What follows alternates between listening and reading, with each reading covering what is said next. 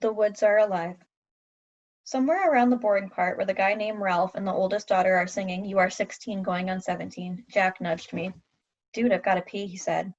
We both got up and kind of hopscotched over the kids who were sitting or lying down on sleeping bags. Summer waved as we passed, and I waved back. There were lots of kids from other schools walking around by the food trucks, playing the carnival games or just hanging out. Of course, there was a huge line for the toilets. "Forget this, I'll just find a tree," said Jack. "That's gross, Jack. Let's just wait," I answered. But he headed off to a row of trees at the edge of the field, which was past the orange cones that we were specifically told not to go past. And of course, I followed him. And of course, we didn't have our flashlights because we forgot to bring them.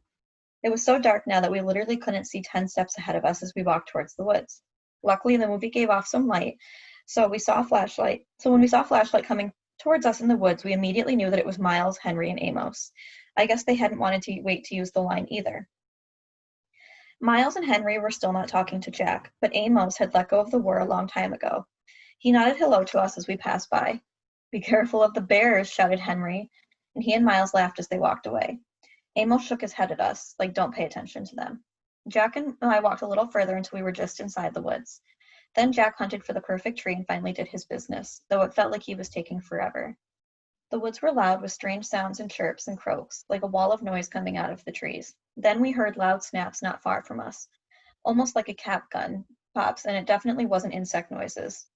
And far away, like in another world, we could hear "raindrops and roses, whiskers on kittens." "Ah, that's much better," said Jack, zipping up. "Now I have to pee," I said, which I did, on the nearest tree.